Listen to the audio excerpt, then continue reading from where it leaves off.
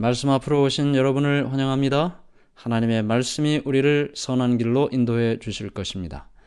지난 시간 우리는 몇 시간에 걸쳐서 예수님께서 광야에서 시험 받으심을 함께 배웠습니다. 3번의 시험을 다 말씀으로 승리하신 예수님. 먹을 것에 대한 시험, 자기 과시의 시험, 그리고 소유욕의 시험을 모두 다 승리하시고 사단아 물러가라 하고 말씀하시며 우리가 이 땅을 사는 동안 예수님처럼 말씀으로 승리하고 사단을 대적할 수 있음을 모본으로 말씀해 주셨습니다. 우리가 연약하지만 부족하지만 이 땅에서 사단과의 싸움을 싸울 수밖에 없고 우리의 힘으로는 틀림없이 패배하지만 하나님의 능력으로는 틀림없이 승리한다는 사실도 또한 예수님의 말씀을 통해 보았습니다. 이제 우리는 오늘 14장을 시작하면서요, 우리가 메시아를 만났다라는 시대소망 14장을 함께 보도록 하겠습니다. 30번째 강의 함께 보는데요. 성경은 요한복음 1장 19절부터 51절까지의 내용을 본문으로 이 14장 우리가 메시아를 만났다라는 장면이 기록되어 있습니다. 특별히 오늘 이 시간에는 광야에서 외치는 소리라는 제목으로 말씀을 함께 나눕니다. 예수님께서 요단강에서 침례를 받으시고 광야에 가서 기도하시며 또 마귀와의 시험에서 승리하셨습니다. 그것이 약 40여일 동안의 일이죠. 40일 동안 금식하시고 시험을 받으셨으니까. 그 동안에 요한은 여전히 요단강 근처 베다니에서 복음을 전하면서 침례를 베풀고 있었습니다. 당시 유대는 로마의 식민지로 있었고 유대인들은 독립을 갈망하고 있었습니다. 침례 요한의 말씀을 듣기 위해 날마다 요단강 언덕에 많은 사람들이 모였습니다. 로마 당국자들이 볼 때 이렇게 많은 사람들이 모이는 것은 혹시 일어날지도 모르는 그 폭동을 두려워하게 되는 일이었죠. 요한은 당시 종교 지도자들에게도 하나님의 말씀으로 그들의 잘못을 지적했습니다. 그럼에도 불구하고 백성들은 여전히 요한을 따르고 그의 말씀을 듣기를 원했습니다. 당시 유대는 정치적으로는 로마의 식민지였지만 종교적으로는 산헤드린 회라는 오늘날의 이 국회 비슷한 조직이 있었는데요. 이 산헤드린을 통해서 자치권을 가질 수 있었습니다. 이 산헤드린 회는 어떤 곳이냐 하면 말씀드린 것처럼 이스라엘의 최고 의결 기관인데요. 구성원은 71명이었습니다. 의장은 대제사장이었고 그리고 회원들은 순수 이스라엘의 혈통으로서 평생 회원의 자격을 가졌습니다. 30세 이상으로서 결혼하여 가정을 가진 사람이어야만 했습니다. 물론 대부분이 나이가 많은 사람들이었습니다. 그들 가운데 제사장, 바리새인, 사두개인, 서기관, 그리고 장로, 각 부족의 족장으로 구성된 이런 계층의 사람들 71명이 산헤드린 회를 구성을 했습니다. 이 재판권은 유대인들에게만 국한을 했어요. 그래서 그들이 모세의 율법이라든지 여러 그들의 그 민형사상 모든 재판을 이곳에서 했습니다. 사형을 선고할 수도 있지만 이 사형의 집행은 로마 정부의 비준을 얻어야만 집행을 할 수 있었습니다. 이런 산헤드린 회에서 침례 요한의 이야기를 들었겠죠. 많은 사람들이 침례 요한의 기별을 듣기 위하여 요단강변으로 갔고 요한이 요단강에서 침례를 베풀었다. 회개하라 천국이 가까이 왔다는 기별을 전했다. 이 모든 이야기를 이 산헤드린 회에서도 이미 들었습니다. 그러면 이 산헤드린 회에서 이 요한이 도대체 어떤 사람인지 이런 일들에 대해서 궁금하게 생각을 했어요. 왜냐하면 그들은 지도자들이었기 때문에 이 백성들 사이에서 일어나는 일들에 대하여 알아야 됐던 것이죠. 그래서 요한의 사업에 대하여 산헤드린이 조사를 하기 시작했습니다. 어떤 사람은 이 침례 요한에 대한 이야기를 보고하면서 30여 년 전 제사장이었던 사가랴가 천사의 방문을 통해 태어난 사람이라는 이야기도 했습니다. 그러나 주목을 받지 못했고 또 많은 사람들이 이미 잊어버린 사실이었습니다. 이스라엘의 선지자가 끊어진 지도 이미 수백 년이 지났고 죄를 자복하고 회개하라는 이런 기별을 들은 지도 오래전 일이었습니다. 사람들은 요한에 대해 점점 궁금한 생각이 들었죠. 특별히 요한이 전한 기별은 직접적인 기별이었습니다. 죄를 직접 지적하고 회개하라고 직접 이야기하고 메시아가 올 것에 대한 선포를 했습니다. 이 메시아에 대한 이야기는 요한뿐만 아니라 모든 이스라엘 백성들이 궁금해하고 또 소망하는 일이기도 했죠. 백성들은 성경 다니엘서에 예언된 메시아가 출현하는 70주일에 대한 예언도 이미 알고 있었고 그 70주일에 대한 예언이 거의 끝나가고 있다는 것도 알고 있었습니다. 그러니 그 메시아가 출현하는 70주일의 거의 끝을 본인들이 살고 있다고 생각을 하니까 메시아가 곧 오실 것이다 생각을 하는 것이죠. 메시아가 나타나 로마의 식민지 상태에 있는 이 힘들고 어려운 자신들의 동족들을 위해서 메시아가 영광스러운 나라를 세워주기를 그들은 갈망하고 있었습니다. 이렇게 많은 사람들이 요한의 기별에 열광했기 때문에 산헤드린은 요한의 사업을 인정하든지 아니면 막든지 이런 결정을 해야만 했습니다. 그래서 이제 산헤드린에서는 요한을 조사하기 위해 대표단을 보냈죠. 요한복음 1장 20절부터 22절에 보면 요한과 산헤드린 대표단 사이에 대화하는 장면이 기록되어 있습니다. 내가 누구냐 하는 이 산헤드린 대표단의 질문에 요한이 대답을 하죠. 요한복음 1장 20절부터 22절 요한이 드러내어 말하고 숨기지 아니하니 드러내어 하는 말이 나는 그리스도가 아니라 한데 또 묻되 그러면 누구냐 내가 엘리야냐 이르되 나는 아니라 또 묻되 내가 그 선지자냐 대답하되 아니라 또 말하되 누구냐 우리를 보낸 이들에게 대답하게 하라 너는 내게 대하여 무엇이라 하느냐. 산헤드린 71명의 회원 가운데 대표단이 찾아왔습니다. 요단강에서 침례를 베풀고 말씀을 전하는 요한에게 와서 내가 도대체 누구냐? 그렇게 질문을 하고 있었습니다. 이 백성들 여러 사람들이 모여있는 곳에서 산헤드린의 대표단이 왔는데요. 그들은 다 지도자들이었죠. 좋은 옷을 입고 또 보기에도 높은 지위를 가지고 있는 사람이라는 것을 알 수 있었습니다. 사람들이 그들이 왔을 때 길을 비켜줬을 것이고 요한 앞에 서서 지금 요한에게 질문하는 그들의 모습과 요한의 모습은 너무나 대조적이었을 것임을 생각하게 됩니다. 그들이 묻죠. 내가 도대체 누구냐? 그러자 요한이 대답했습니다. 나는 그리스도가 아닙니다. 그러면 누구냐? 엘리야냐? 나는 아닙니다. 네가 그 선지자냐? 아닙니다. 너는 내게 대하여 무엇이라 하느냐? 우리로 알게 해라. 우리가 가서 보고를 해야 되니 도대체 내가 누구냐? 대답하라. 지금 여기 산헤드린의 대표단이 요한에게 질문한 내용을 보면 몇 사람의 이름들이 나와요. 그리스도도 물어보고 엘리야도 물어보고 그 선지자도 물어봅니다.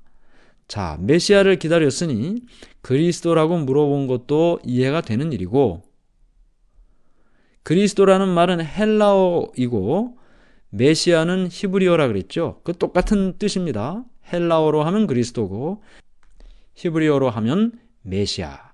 모두 같이 기름 부음을 받을 자라는 뜻을 가지고 있습니다. 엘리야를 물어봤어요. 왜 요한에게 네가 엘리야냐 하고 물어봤을까요? 여기 말라기 4장 5절에 보면 보라, 여호와의 크고 두려운 날이 이르기 전에 내가 선지자 엘리야를 너희에게 보내리니 그랬습니다. 성경에 보면 여호와의 크고 두려운 날, 여호와의 크고 두려운 날이라고 되어 있죠. 여호와의 크고 두려운 날이라는 것은 성경에, 특별히 구약 성경에 여호와의 날, 여호와의 큰 날 또는 여호와의 크고 두려운 날, 이 모든 것은 메시아가 이 땅에 오는 날을 이야기합니다. 그러니까 말라기 4장 5절의 말씀을 보면 메시아가 오기 전에 선지자 엘리야를 이 땅에 보내신다는 하나님의 약속이 있죠. 그래서 이 산헤드린 대표단은 요한에게 네가 하나님께서 말씀하신 그 엘리야냐라고 물어보는 것입니다. 물론 요한은 아니라고 대답을 했습니다. 그 다음에 그 선지자냐 하고 또 물어봤어요. 그 선지자.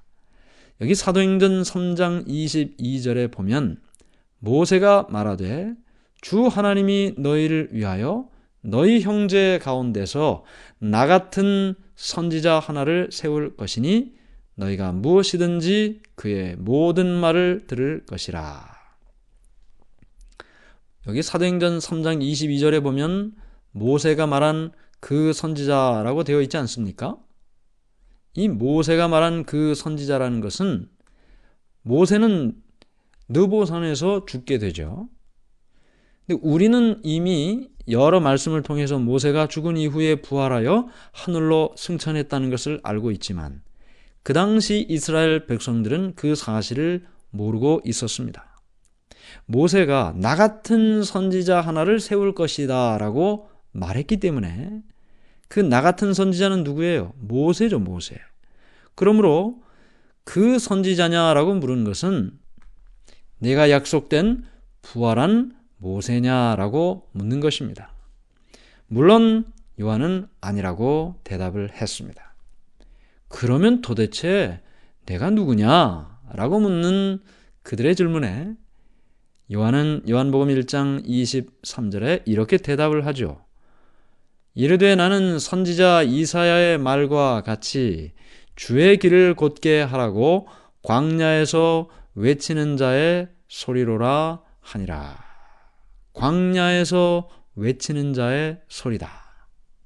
지금 요한이 자신이 누구라고 이야기하는 이 대답은 그냥 자기가 말하는 것이 아니고 성경 이사야 40장 3절부터 5절에 있는 말씀을 배경으로 말하는 것입니다. 이사야 40장 3절부터 5절에 보면 외치는 자의 소리여 이르되 너희는 광야에서 여호와의 길을 예비하라. 사막에서 우리 하나님의 대로를 평탄하게 하라. 골짜기마다 도두어지며 산마다 언덕마다 낮아지며 고르지 아니한 곳이 평탄하게 되며 험한 곳이 평지가 될 것이요 여호와의 영광이 나타나고 모든 육체가 그것을 함께 보리라. 이는 여호와의 입이 말씀하셨느니라. 이사야가 말했습니다. 광야에서 외치는 자의 소리가 나타나 여호와의 길을 예비할 것이다.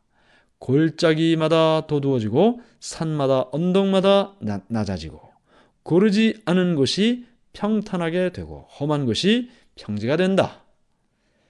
자, 이렇게 길이 똑바로 나게 된다는 것입니다. 그리고 마침내 여호와의 영광이 나타나고 모든 육체가 그 하나님의 영광을 보게 될 것이다. 옛날에는 왕이 자기가 자주 다니지 않은 어떤 그 영토 내 지역을 여행할 때 왕보다 먼저 앞서가서 길을 보수하고 왕이 갈 수 있도록 하는 일들을 했습니다. 하나님의 성령이 이와 같은 일을 요한을 통해서 한 것이죠. 침례 요한이 죄를 지적하고 사람들에게 회개하도록 기별을 전하고 그 모든 일들은 인간의 교만함과 이기심을 낮게 하고 예수님을 영접할 수 있는 마음의 길을, 그 문을 열도록 하는 일이 됐던 것입니다.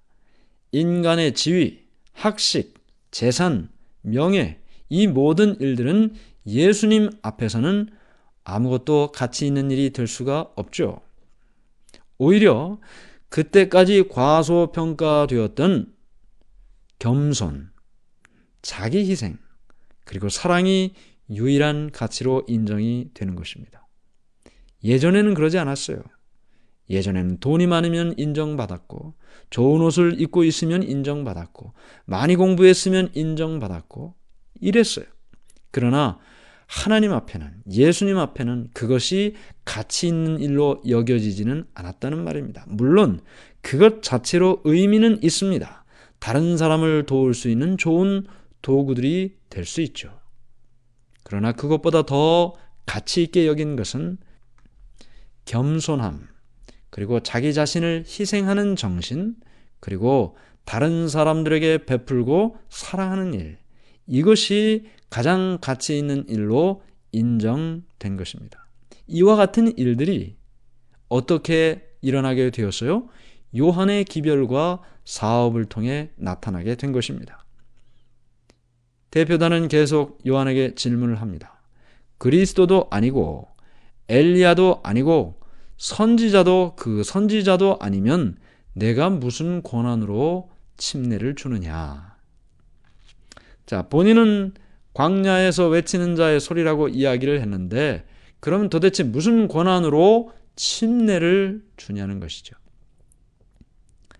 예수님이 침례 받으셨을 때 나타난 하나님의 음성, 이는 내 사랑하는 아들이요 내 기뻐하는 자다. 비둘기같이 임한 성령의 임재, 이것을 느끼고 경험한 사람은 많지 않았습니다. 물론 예수님이 그것을 들으셨고 느끼셨고 침례 요한도 그것을 보고 느꼈습니다. 그리고 그 중에 몇 사람들이 그것을 알았습니다. 대부분의 많은 사람들은 그것을 듣지도 보지도 느끼지도 못했죠. 믿음으로 보이지 않는 하나님을 만나본 적이 없는 사람들은 하나님께서 특별한 계시를 보여주셔도 그것을 보지도 느끼지도 못합니다. 하나님의 음성에 귀 기울이는 삶을 살지 않은 사람들은 하나님이 말씀을 하셨어도 그 음성을 듣질 못하는 것이죠. 영적으로 볼 수 있는 시력이 있는 사람이나 볼 수 있고, 영적으로 들을 수 있는 자들만이 하나님의 음성을 들을 수가 있는 것입니다. 지금도 마찬가지죠.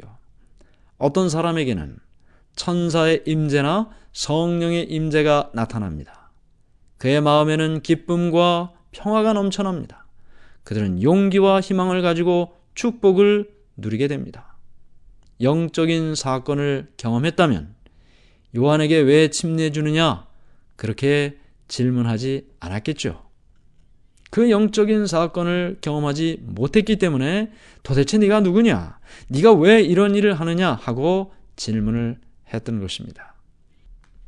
요한은 계속해서 이야기를 합니다. 요한복음 1장 26절 27절. 요한이 대답하되 나는 물로 침례를 베풀거니와 너희 가운데 너희가 알지 못하는 한 사람이 섰으니 곧 내 뒤에 오시는 그이라. 나는 그의 신발끈을 풀기도 감당하지 못하겠노라 하더라. 지금 요한은 예수님에 대한 이야기를 하고 있습니다. 그런데 사실 요한도 다른 모든 유대인들이 생각하는 것처럼 메시아는, 이 땅에 오는 메시아는 로마의 식민지에 있는 우리 이 유대 민족들을 구원할 자다. 대부분의 많은 유대인들이 그렇게 생각했습니다. 그래서 민족의 지도자를 그들이 기다렸습니다. 그러나 요한이 광야에서 기도하고 말씀을 연구하고, 그리고 말씀 가운데 나타난 메시아의 사상을 연구하고, 또 예수님께서 자신에게 침례를 받기 위하여 나와서 침례를 받으시고, 그리고 하나님의 음성을 듣고 성령의 임재를 보고, 이 모든 것을 보면서 이 땅에 약속된 메시아가 우리가 생각하는 것과는 다를지도 모른다는 생각을 하게 됩니다. 그리고 그가 성경을 더욱더 깊이 연구하고 성소 제도를 통하여 메시아로 표상된 그 그리스도 메시아가 어떤 분인가를 생각하고 마침내 메시아가 자신들이 생각하는 그와 같은 사명이 아니라는 사실을 생각하게 되는 것이죠. 그래서 요한이 지금 이야기를 하는데 우리가 기다리는 그 메시아가 우리 가운데 있다고 이야기를 하고 있는 것입니다. 너희 가운데 너희가 알지 못하는 한 사람이 섰으니. 자, 지금 요한은 모든 사람들이 기다리는 그 메시아가 지금 우리 가운데 한 사람이라고 말하고 있는 것입니다. 얼마나 사람들이 놀랐을까요? 수천 년 동안 모든 이스라엘의 지도자들이 기다리는 그 메시아가 지금 우리 가운데 한 사람으로 여기 있다고 하니 놀라지 않을 수가 없었습니다. 그때 예수님이 40일의 광야의 시험을 마치고 초췌한 모습으로 요단강으로 오셨습니다. 여기 요한복음 1장 29절 30절 이튿날 요한이 예수께서 자기에게 나오심을 보고 이르되 보라 세상 죄를 지고 가는 하나님의 어린 양이로다. 내가 전에 말하기를 내 뒤에 오는 사람이 있는데 나보다 앞선 것은 그가 나보다 먼저 계심이라 한 것이 이 사람을 가리킴이라. 예수님이 요단강으로 오셨어요. 요한은 예수님께서 초췌한 모습으로 광야의 시험을 이기고 정말 기진맥진한 모습으로 돌아왔으니까요. 40일 전에 예수님의 모습과도 너무나 다른 모습이죠. 그 예수님께서 모든 사람들이 예수님이 이 땅에 오신 메시아라는 사실을 알아볼 수 있도록 특별한 말씀을 주시기를 기대했습니다. 아니면 특별한 표징을 보여주기를 기대했습니다. 그러나 예수님은 어떤 말씀도 어떤 표징도 주지 않으셨습니다. 당신의 사업에 대한 남들이 알아볼 만한 그 어떤 증거도 주질 않으셨습니다. 요한은 예수님을 바라보면서 구약 성경의 성소 제도를 통하여 모든 죄인들이 자신의 죄를 씻기 위하여 제물로 데리고 가는 그 어린 양, 제물로 드려지는 그 어린 양의 모습을 예수님을 통해 보게 되죠. 세상 죄를 지고 가는 하나님의 어린 양이로다 하고 말하면서 예수님이 말씀하시지 않으신 그 메시아의 모습을 요한이 이야기하게 되는 것입니다. 바로 이분이 세상 죄를 지고 가는 하나님의 어린 양이다. 사람들은 깜짝 놀랍니다. 이 사람이 그리스도란 말인가? 방금 요한이 말한 그분 예수님을 그들이 보았을 때 예수님의 옷이나 겉으로 드러난 모습은 높은 지위를 나타내는 것이 조금도 없었습니다. 가난한 사람이 입는 옷을 입고 있었고 아주 신분이 낮은 사람처럼 보였습니다. 광야의 시험에서 돌아오신 예수님, 창백한 얼굴, 쇠약하고 여윈 몸, 요한도 겨우 알아볼 정도의 모습이었으니까요. 그러나 그의 태도나 그의 눈빛이나 예수님의 얼굴에서 하나님과 연결된 겸손과 사랑을 발견할 수 있었습니다. 오늘 우리는 침례 요한이 산헤드린 대표단을 만나는 모습을 통하여 너는 누구냐? 도대체 네가 누구이기에 이와 같은 일을 하느냐? 라는 그들의 질문에 나는 엘리야도 아니고 그 선지자도 아니고 그리스도는 더더욱 아니고 광야에서 외치는 소리다. 내 뒤에 오시는 그분을 위하여 사람들의 마음을 준비시키고 그분을 영접할 수 있도록 준비시키는 그 사명이 나의 사명이고 바로 그것이 나다 라고 말하는 침례 요한의 음성을 들었습니다. 오늘 우리의 마음속에 겸손하게 주님을 드러내고 나타내는 예수님만을 높이는 침례 요한의 겸손함, 침례 요한의 자기부정, 그리고 침례 요한의 헌신을 우리의 삶에 기억하고 우리도 그런 겸손한 삶을 살기를 바랍니다.